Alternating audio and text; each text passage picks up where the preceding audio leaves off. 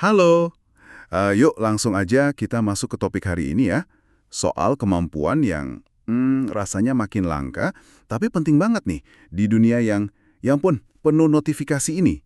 Namanya deep work, atau ya kerja fokus mendalam gitu. Kita bakal bedah konsep ini, kontrasnya sama shallow work, dan kenapa ini penting buat Anda kuasai.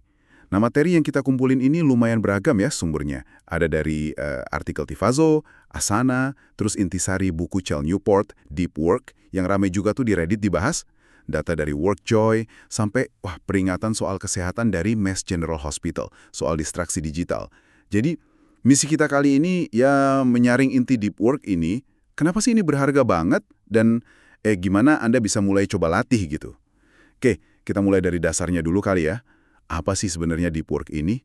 Kalau kata Cal Newport gimana tuh? Profesional, tapi yang dilakuin pas kita lagi konsentrasi penuh. Bener-bener nggak ada gangguan. Sampai rasanya tuh kemampuan mikir kita didorong maksimal gitu. Oh, oke. Yang bener-bener fokus gitu ya? Betul. Hasilnya tuh katanya bisa ciptain nilai baru, ningkatin skill kita, dan susah ditiru orang lain. Kayak masuk zona gitu kali ya? Sampai lupa waktu, terus pas selesai capek tapi puas gitu. Nah, persis. Contohnya mungkin pas lagi bikin strategi yang rumit, atau lagi coding fitur baru yang kompleks. Perlu fokus tinggi kan itu? Iya, iya. Bener. Nah, lawannya kan si shallow work ya. Itu tugas-tugas yang nggak terlalu butuh mikir keras lah ya. Lebih ke logistik, bisa sambil multitasking gitu. Contohnya kayak apa tuh? Kayak balas email biasa, rapat koordinasi cepat, atur jadwal, gitu-gitulah. Ah, oke, paham. Emang perlu sih kerjaan dangkal ini, tapi ya itu, kalau kebanyakan malah makan waktu buat deep work-nya. Jadi sempit gitu ruangnya. Padahal nilainya buat jangka panjang ya minim. Nah, ini nih yang menarik. Kenapa sih fokus mendalam ini jadi berharga banget sekarang? Kayaknya semua sumber kita setuju soal ini ya. Iya, setuju banget. Justru karena makin langka, itu dia jadi keunggulan kompetitif. Langka ya, padahal penting banget. Iya, kebanyakan orang kan sekarang kerjanya kayak perhatiannya kebagi-bagi gitu. Terus-terusan aja keganggu. Bener juga sih. Padahal ya, deep work inilah yang benar-benar ngelahirin inovasi, bikin kita puas sama kerjaan. Bukan cuma sibuk loncat dari satu tab ke tab lain. Terus, kenapa bisa jadi langka gitu? Apa aja pendorongnya? Wah, banyak sih. Mungkin Anda juga ngerasain ya, mulai dari lingkungan kerja yang, penuh interupsi, mau di kantor yang open space, atau pas kerja dari rumah sekalipun, sama aja. Notifikasi ya, terutama email, chat, medsos. Banget, itu banjir notifikasi. Terus ada juga budaya kudu selalu nyambung, harus balas cepat. Oh iya bener. Kayak ada tekanan gitu ya? Ada juga fenomena kelihatan sibuk itu dianggap produktif, padahal belum tentu. Wow. Yang kaget nih, dari data Workjoy yang Anda sebut tadi, interupsi sekecil 2-4 detik aja itu bisa bikin tingkat kesalahan kita naik berkali-kali lipat. Serius, cuma beberapa detik gitu. Iya, kecil tapi dampaknya gede. Langsung kerasa ke kualitas kerja. Gila sih, ternyata ada penjelasan ilmiahnya juga ya di balik ini. Soal fokus dan otak kita. Ada. Di materi kita disebut soal myelination. Itu gampangnya, kalau kita fokus intens, jalur saraf di otak kita tuh jadi makin kuat di area itu. Kayak ngelatih otot aja. Oh, jadi makin sering fokus, makin jago kita di situ ya? Betul. Terus ada lagi konsep attention residue, sisa perhatian. Sisa perhatian? Maksudnya gimana tuh? Jadi misalnya Anda lagi fokus ngerjain laporan, terus tiba-tiba cek email sebentar. Nah, pas balik lagi ke laporan, sebagian perhatian Anda tuh masih nyangkut di email tadi. Ah, pantesan kadang suka susah balik fokus penuh ya abis keganggu. Nah, itu dia. Performa di tugas utama jadi turun. Dan kalau kita sambung ini temuan soal otak ini sama peringatan dari Mass General Hospital tadi. Soal kesehatan itu ya? Iya, jadi distraksi digital yang terus-terusan ini bukan cuma bikin nggak produktif sesaat, tapi dampaknya holistik, barengan gitu, ganggu kemampuan fokus otak kita, plus potensial ngaruh ke kesehatan mental sama fisik jangka panjang.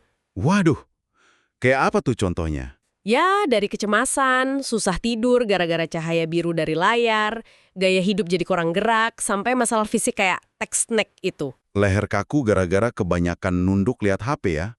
Iya, jadi ini bukan cuma soal efisiensi kerja lagi, tapi udah ke kesehatan menyeluruh. Wah, gambaran yang cukup, serius ya. Terus gimana dong caranya kita bisa mulai, ya ngebangun benteng buat fokus kita ini? Strateginya gimana? Kuncinya sih kesengajaan ya, nggak bisa dibiarin gitu aja. Harus niat gitu ya? Betul. Salah satu yang paling sering disebut di materi kita itu soal bikin ritual dan lingkungan yang dukung. Ritual? Kayak gimana tuh? Bisa simpel kok. Misalnya, tentuin waktu dan tempat khusus buat kerja fokus. Terus yang penting, matiin semua notifikasi pas lagi sesi itu. Nah, ini nih yang susah kadang, matiin notif. Iya, makanya perlu sengaja. Kalau perlu pakai tools bantu gitu. Ini langsung nyerang si attention residue tadi. Jadwalin sesi fokus ini, anggap aja kayak janji meeting penting.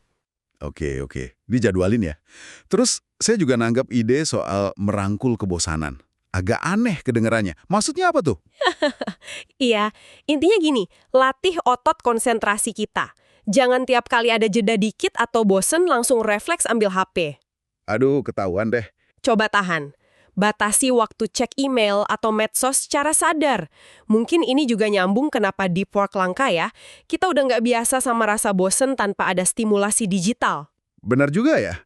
Udah kebiasaan nyari distraksi. Nah, itu poin penting. Selain itu, ada strategi kayak time blocking atau fixed schedule productivity. Itu gimana tuh time blocking? Jadi Anda jadwalin tiap menit di hari kerja Anda. Mulai dari kerja fokus, balas email, istirahat, sampai rapat. Semua ada blok waktunya. Wah, detail banget ya. Iya, tujuannya biar Anda nggak kebanyakan mikir abis ini ngapain ya. Dan lebih komit sama jadwal. Kalau yang fixed schedule, itu Anda tentuin jam kerja yang tegas. Misal, jam 5 sore harus berhenti kerja, titik. Apapun yang terjadi. Apapun yang terjadi. Ini maksa kita buat lebih prioritasin kerjaan yang penting selama jam kerja itu. Jadi intinya, ambil kendali penuh atas waktu Anda. Menarik. Terus, soal istirahat gimana? Penting juga kan? Oh, penting banget. Justru beberapa sumber nekenin, waktu downtime itu krusial. Kayak jalan sate tanpa gadget gitu. Buat apa tuh? Otak kita tuh perlu waktu buat memproses informasi di bawah sadar dan ngisi ulang energi fokus. Jangan dianggap sepele istirahat ini. Termasuk ritual penutup kerja juga ya? Biar otak dapat sinyal udah selesai nih kerjaannya. Tepat sekali.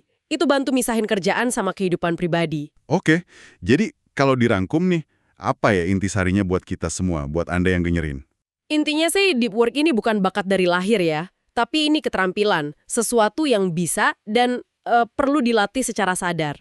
Jadi semua orang bisa ya? Bisa, asal mau usaha. Ini soal nemuin keseimbangan yang pas aja antara kerjaan yang butuh fokus dalam sama kerjaan yang lebih ringan. Dan yang paling penting, proaktif ngelindungin waktu dan perhatian Anda. Iya, dari lautan distraksi itu ya. Betul. Dari semua materi yang kita bahas, jelas banget kan, ini bukan cuma soal biar kerja lebih banyak atau lebih cepat. Tapi biar kerja lebih berkualitas, lebih bermakna, dan ujung-ujungnya lebih memuaskan. Benar banget. Kerja berkualitas dan bermakna. Nah, sebagai penutup nih ya, mungkin satu pertanyaan aja buat Anda renungkan, ingat betapa berharganya fokus tanpa gangguan di zaman sekarang ini. Kira-kira, satu perubahan kecil apa sih yang bisa Anda coba lakuin mungkin mulai hari ini, buat mulai ngebuka potensi deep work Anda sendiri?